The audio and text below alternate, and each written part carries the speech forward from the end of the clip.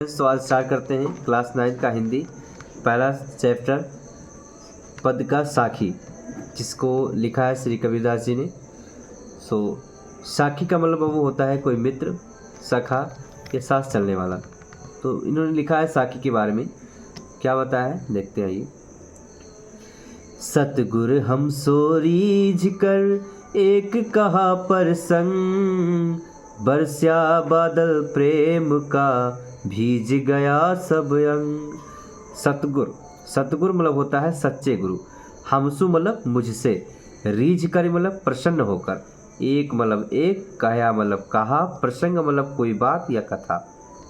अर्थात हमारे सच्चे गुरु ने हमसे प्रसन्न होकर एक बात या कथा कही, जिस कथा को सुन करके बरस्या बादल प्रेम का बादल बरस पड़ा और उसमें मेरा अंग अंग भीज गया, सब अंग भीज गया। चलिए, आशा करते हैं समझ में आ गया होगा। आगे बढ़ते हैं।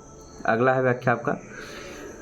राम नाम के पटे तरे देवे को कछुनाय, क्या ले गुर संतोषिए होश रही मन माय। राम नाम के पटतरे। अब दूसरी पंक्ति बताते हुए कहते हैं कबीरदास जी कि राम नाम के पटतरे, हमारे गुरु ने, हमारे सच्चे गुरु ने हमको राम नाम के पटतरे मतलब समान जो ज्ञान दे दिया है, उसको समान देने के लिए, देवे को मतलब देने के लिए, को देवे को मतलब देने के लिए, कछ मतलब कुछ, नहीं मतलब नहीं है। यानी कि मेरे सच्चे गुरु ने राम नाम के समान जो हमको ज्ञान बताया है, उसको उसके बदले में देने के लिए मेरे पास कुछ नहीं है। और क्या ले गुरु संतोष, ये क्या लेकर के गुरु संतुष्ट हो सकते हैं, यह अभिलाषा मेरे मन में ही रह जाती है। होश मतलब अभिलाषा, रह मतलब रह जाती है, मन मतलब मन, माही मतलब में, मेरे मन में ही अभिलाषा रह जाती है। सासा करते समझ में आ गया होगा।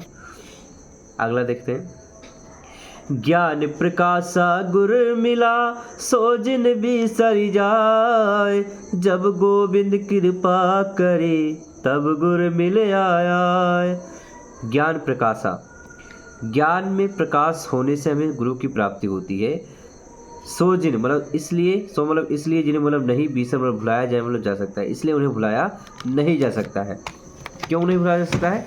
क्योंकि जब गोविंद कृपा करी, जब गोविंद, गोविंद मतलब होता है ईश्वर, जब ईश्वर ने कृपा किया है तब गुरु मेरे आए, तब हमको सच्चे गुरु आकर मिले हैं। धन्यवाद। आशा करते हैं आपको समझ में आया होगा। चलिए अगला पंक्ति देखते हैं। माया दीपक नर पतंग भ्रम भ्रमेव पड़न, कहे कबीर गुर ज्ञान थे एक आध उबरन। माया दीपक नर पतंग।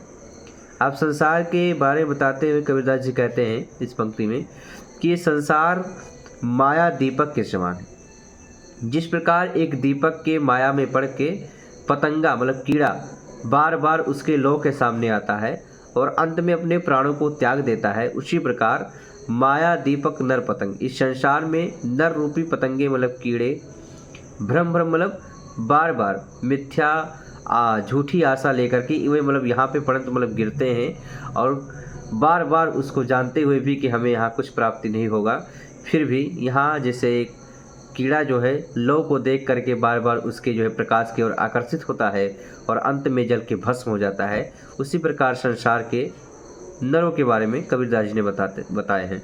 और कहते हैं कि कहे कबीर गुरु ज्ञान थे, कबीर जी कहते हैं कि कभी किसी के गुरु ज्ञान से थे मतलब से एक आध उबरंत, एक आध छुटकारा पा जाता है, मोक्ष प्राप्ति कर पाता है किसी कोई एक। चलिए आशा करते हैं समझ में आ गया होगा। अगला देखते हैं। लिखा है। जब मैं था तब गुर नहीं, अब गुर है हम नाय, प्रेम गली अति साकरी तामे दो न समाय। मतलब जब मैं था, मैं मतलब होता है अहंकार हो, जब मैं था मतलब जब मेरे अंदर अहंकार था तब गुरु ना है, तब मेरे पास गुरु नहीं थे, तब मुझे गुरु की प्राप्ति नहीं हो पा रही थी। अब गुरु है हम ना है, और अब जब मेरे अंदर से अहंकार खत्म हो गया है तो अब गुरु है हम ना है, मतलब अब गुरु हैं, अब मेरे अंदर अहंकार नहीं है, हम मतलब अहंकार। और इसे बताते हैं कि प्रेम गली अति साकरी, प्रेम गली मतलब प्रेम की गली, अति मतलब अत्यंत मतलब बहुत ही अधिक, साकरी मतलब पतली होती है, तामे मतलब जिसमें दो मतलब दो लोग, ना मतलब नहीं, समाज मतलब रह सकते हैं। प्रेम की गली इतनी साकरी मतलब पतली होती है जिसमें दो लोग नहीं रह सकते हैं। आप या तो ज्ञान रखिए, गुरु को रखिए, या फिर अहंकार को रखिए। Thank you. आगे बढ़ते हैं और इस भक्ति के बारे में बताते हुए कहते हैं कबीरदास जी की, भगत भजन हरि नाम है, दूजा दुख अपार, मनसा बाचा कर्म ना, कबीर सुमिरन सार। मतलब भगत भजन, अब संसार में भक्ति को बताते हुए कहते हैं कबीरदास जी कि भगत भजन, भक्त का भजन ही इस संसार में, हरि का भजन ही संसार में नाव है। बाकी दूजा दुख अपार, इस भवसागर में एक नाव के समान है भक्ति। बाकी दूजा जो दूसरा है वो सब दुख अपार है, अत्यंत दुख है। और मन से वचन से, मनसा मतलब मन से, वचना मतलब वचन से, कर्मना मतलब कर्म से, कबीर सुमिरन सार। कबीर जी कहते हैं कि इन्हीं का स्मरण कीजिए, यही हमारा सारांश है, यही हमारा कर्तव्य है, स्मरण कीजिए। Thank you.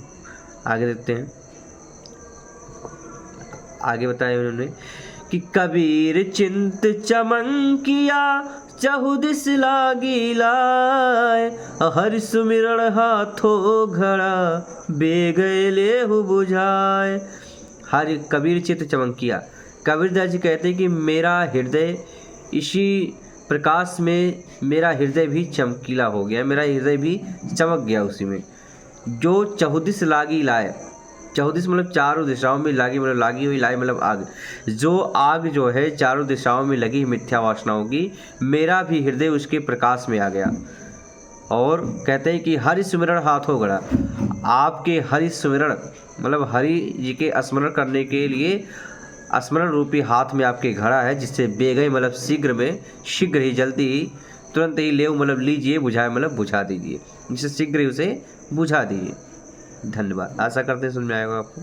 अगला देखते हैं कि आसिड़िया झाई पड़ी, पंथ निहार निहार, जी भिड़िया छाला पड़या, राम पुकार पुकार। आसिड़िया मतलब आँखों में झाई मतलब परछाई पड़ी मतलब पड़ गई, आँखों में परछाई पड़ गई। पंथ मतलब रास्ता, निहार निहार मतलब देख देख कर, हमारे आंखों में परछाई पड़ेगी रास्ता देख देख कर। जीभड़िया छाला पड़िया, और जीभड़िया मतलब जीभों में छाला, छाला मतलब छाला, पड़िया मतलब पड़ गया, जीभों में छाला पड़ गया, राम को पुकारते पुकारते। धन्यवाद। आगे देखते हैं, झूठे सुख को सुख कहे, मानत है मन मोद, जगत चबेना काल का, कछ मुख में कछ गोद। देखिए संसार में कबीरदास जी कहते हैं कि झूठे सुख को लोग सुख कहते हैं, और मानत है मतलब मानते हैं, मन मतलब मन, मोद मतलब प्रसन्न होना, और मन में ही प्रसन्न होते हैं, उस सुख को मान करके मन में प्रसन्न होते हैं। लेकिन जगत चबेना काल का, चबेना मतलब चक्र, जगत काल का एक चक्र है जो कि हमेशा चलता ही रहता है। कछ मुख में कछ गोद, कुछ इसके मुख में जा चुके हैं और कुछ इसके गोद में अभी खेल रहे हैं। चलिए आगे देखते हैं, अगली पंक्ति बताते हुए कहते हैं कि जब मैं था तब हरि नहीं, अब हरि है मैं नाय, सब अंधियारा मिट गया, जब दीपक देखा माही। जब मैं था मतलब जब मेरे अंदर अहंकार था, तब हरि नहीं, तब मैं ईश्वर को नहीं पहचान पा रहा था। अब हरि है मैं नाय, मतलब अब मेरे सामने हरि दर्शन दे रहे हैं, अब मैं हरि को पहचान पा रहा हूँ। तब मैं नाय मतलब तब मेरे अंदर अहंकार नहीं है, अर्थात जब मेरे अंदर अहंकार था तब मैं ईश्वर को नहीं मानता था। अब हरि है मैं नाय, अब मैं ईश्वर को मानता हूँ, अब मेरे अंदर अहंकार नहीं है। और कहते हैं सब अंधियारा मिट गया, जब दीपक देखा माय, मेरा सब ज्ञान अज्ञान रूपी अंधकार मिट गया, जब मैंने ईश्वर रूपी या ईश्वर के भक्ति रूपी दीपक को देखा। आगे देखिए, अगला कहते हैं कि कबीर कहा गर्भियो ऊंचे देखी आवास, और काल ही परे उभेओ लोटड़ा ऊपर जामे घास। कबीर कहा है गर्भियो, कबीरदास जी गर्व करने वालों को कहते हैं, जो गर्व करते हैं अपने धन पे, ऐश्वर्य पे, वैभव पे, बल पे इत्यादि पे। तो उनके बारे में बताते हुए कबीरदास जी कहते हैं कि कबीर कहा गर्वियों, कबीर जी कहते हैं कि जो गर्व से, गर्वियों मतलब गर्व से, कहा मतलब कहते हैं जो गर्व से, ऊंचे मतलब ऊंचे ऊंचे, देख मतलब देखते हैं, आवास मतलब घर, जो अपने ऊंचे ऊंचे आवास यानी घर को देख करके गर्व करते हैं कि ये मेरा ऊंचा घर है, बड़ा घर है, उसके बारे में कबीरदास जी कहते हैं क्या कि काल्ह्यो पड़्यो भ्यो लोटरा, काल्ह्यो मतलब कल ही, पड़्यो मतलब पड़ेगा, भ्यो मतलब पृथ्वी पर, भूमि पर, लौटना मतलब लेटना, कल जब आपकी मृत्यु हो जाएगी तो आपको ज़मीन पर ही लेटना पड़ेगा और ऊपर ही जामे घास, और आपके ऊपर घास जम जाएगा, फिर आपके महल और आवास आपके नीचे ही रह जाएंगे। धन्यवाद, आशा करते हैं आपको समझ में आया होगा। चलिए आगे बढ़ते हैं। लास्ट पैराग्राफ आपका है और इस संसार के बारे में बताते हैं कि संसार क्या है, संसार कैसे है, इसी के बारे में बताते हैं। कबीरदास जी अपनी पंक्तियों को जो है से विराम दिए हैं। सो देखते हैं लास्ट पंक्ति है ये आपका क्या है, आपका संसार के बारे में बताए हैं इन्होंने।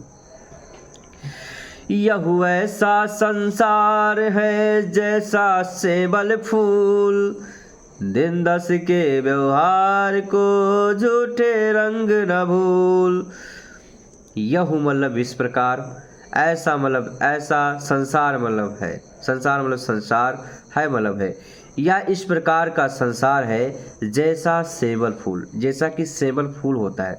इस संसार की तुलना सेबल के फूल से इन्होंने की है कि जिस प्रकार सेबल का फूल दिखने में अत्यंत प्यारा होता है, खूबसूरत दिखाई पड़ता है, लाल कलर का होता है, लेकिन उसको जब हम निकालते हैं, नोचते हैं, या फिर हम उसको उसकी सुगंध लेने का हम जो है प्रयास करते हैं, तो उसमें ना तो कोई सुगंध आता है, ना दुर्गंध आता है, बट उसको जब हम चीरते हैं, फाड़ते हैं या फिर उसको तोड़ देते हैं तो उसमें रुई के मतलब कॉटन के जैसा, रुई के जैसा कुछ निकलता है उसके अंदर, बाकी हमें कोई रस प्राप्त नहीं होता है। उसी प्रकार इस संसार को उन्होंने बताया है और कहते हैं दिन दस के व्यवहार को, मतलब आपके 2-4 दिन के व्यवहार के लिए झूठे रंग न भूल, मतलब झूठे रंगों को ना अपनाइए और झूठे रंगों को ना भूलिए। जो झूठा है वो झूठा रहेगा और जो सही है आपका सही रहेगा।